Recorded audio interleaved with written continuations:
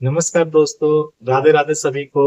तो आज हम श्रीमद् भगवत गीता के प्रथम अध्याय के 10वां श्लोक का गहन अध्ययन करेंगे और इसे समझेंगे अच्छे से। क्या आपने कभी किसी ऐसे व्यक्ति को देखा है जो बार बार अपने ताकत, अपने धन या अपने प्रभाव का बखान करता है?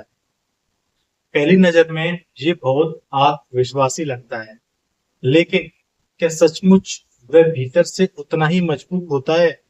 महाभारत के युद्ध की शुरुआत में भी हमें एक ऐसा ही दृश्य देखने को मिलता है। कौरवों की सेना अधिक विशाल थी। उनके पास भीष्म पितामह, द्रोणाचार्य, कृपाचार्य, अश्वत्थामा और अनेक सार महारथी थे। दूसरी ओर पांडवों की सेना संख्या में कम थी। फिर भी दुर्योधन बार बार अपनी सेना की महानता का वर्णन क्यों कर रहा था? क्या वह वास्तव में निश्चिंत था या उसके भीतर कहीं ना कहीं हार का भय छिपा हुआ था?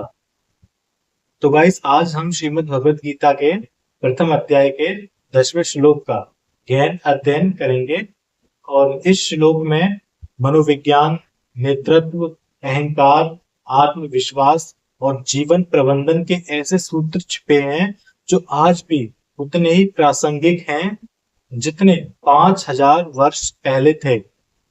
तो आइए सभी लोग भगवान श्री कृष्ण की कृपा से इस दिव्य ज्ञान की यात्रा प्रारंभ करते हैं।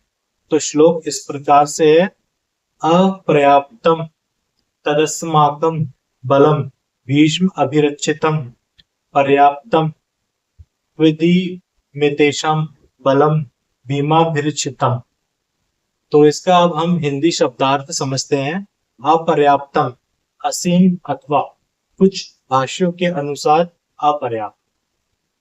तत्व यानी वह, अस्माकम हमारी, बलम सेना, भीष्माभिरक्षितम जिसकी रक्षा भीष्म कर रहे हैं, अपर्याप्तम पर्याप्त सीमित, तू जबकि, एतेषाम इन पांडवों की, भीमाभिरक्षितम जिसकी रक्षा भीम कर रहे हैं।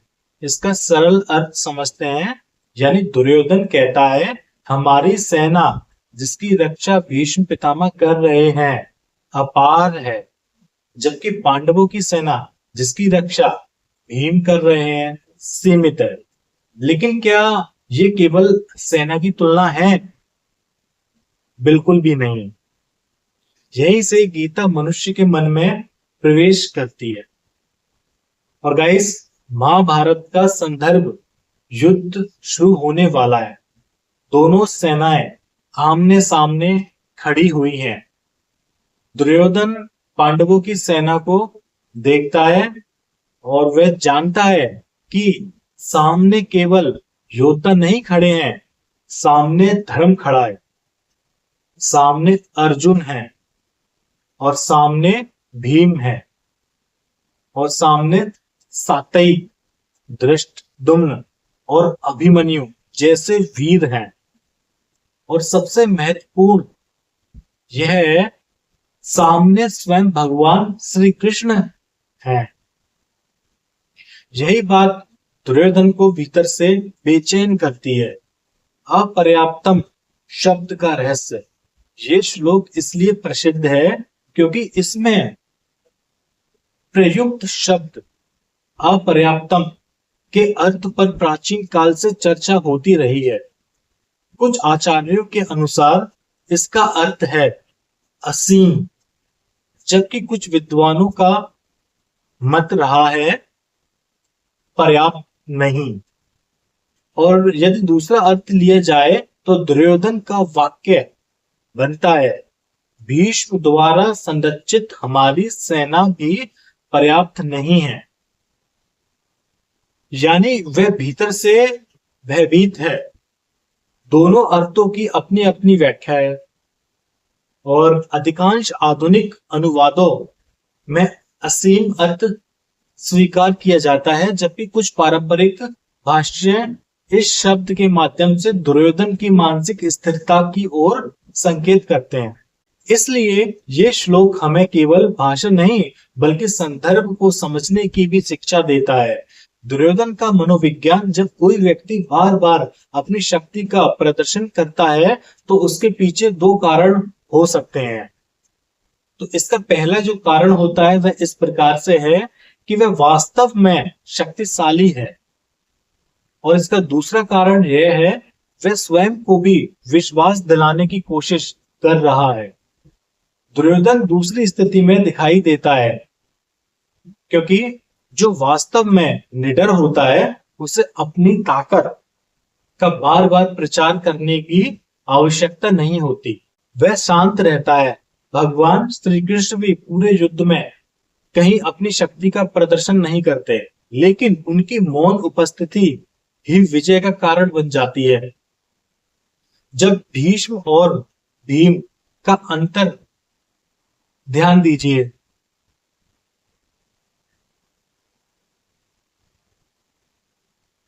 दुर्योधन कहता है हमारी सेना की रक्षा भीष्म कर रहे हैं और पांडवों की सेना की रक्षा भीम कर रहे हैं। ये तुलना भी अपने आप में रोचक है। भीष्म अनुभव के प्रतीक हैं, भीम उत्साह और शक्ति के प्रतीक हैं।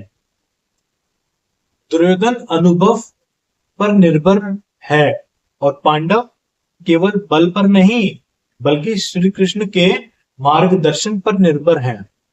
यही सबसे बड़ा अंतर है आज के जीवन में। इसका महत्व आज भी लोग अपनी सफलता का प्रदर्शन करते हैं।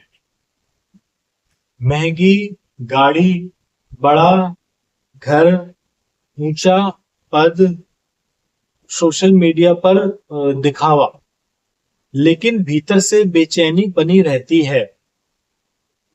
लेकिन क्यों? इसका क्या कारण है?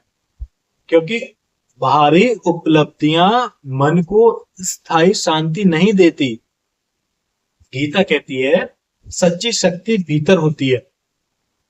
एक प्रेरणादायक कहानी। एक राजा ने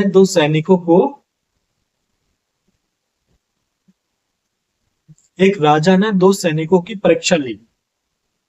पहले सैनिक ने कहा मैं अकेला 1000 लोगों को हरा सकता हूं, और दूसरा सैनिक चुप रहा। युद्ध हुआ। पहला सैनिक सबसे पहले भाग गया और दूसरा सैनिक अंत तक डटा रहा।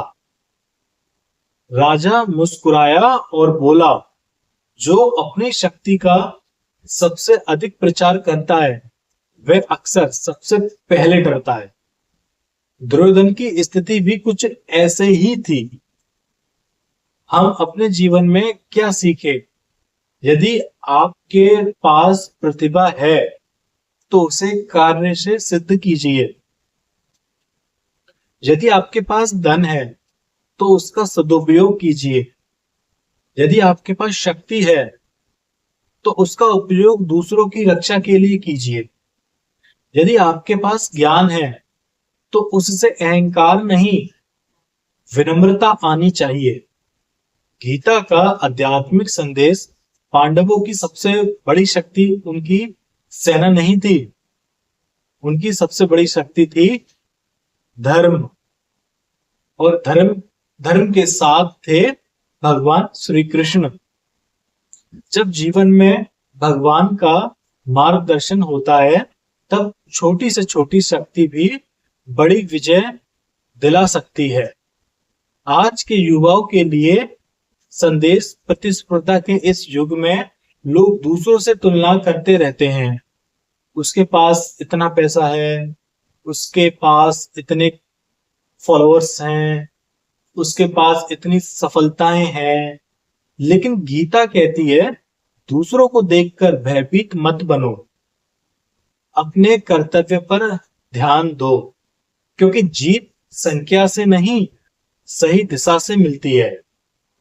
तो गाइस इस पूरे ओवरऑल का हम जो निष्कर्ष समझते हैं वो इस प्रकार से है कि प्रथम अध्याय का ये छोटा सा श्लोक हमें बहुत बड़ा संदेश देता है।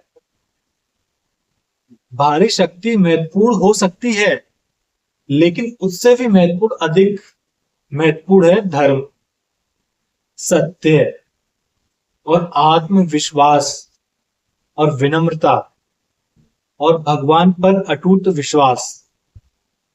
दुर्योधन के पास विशाल सेना थी, पांडवों के पास श्री कृष्ण थे, और इतिहास ने सिद्ध कर दिया कि जहां धर्म है वहीं विजय है। तो गाइस अब इसका ओवरऑल समापन करते हैं। यदि आज के इस अध्ययन से आपको कुछ नया सीखने को मिला हो तो इस ज्ञान को अपने परिवार और मित्रों के साथ अवश्य साझा करें और कमेंट में लिखकर बताएं कैसा है। और गाइस आप सभी को जय श्री कृष्णा। और अगले वीडियो में हम गीता के प्रथम अध्याय के 11वें श्लोक का गहन अध्ययन करेंगे और जानेंगे कि दुर्योधन ने अपनी पूरी सेना को भीष्म पितामह की रक्षा करने का आदेश क्यों दिया। तो गाइस तब तक के लिए अपना ध्यान रखें, गीता पढ़ते रहें, जीवन में अपने उतारते रहें, और जय श्री कृष्णा, हरि ओम।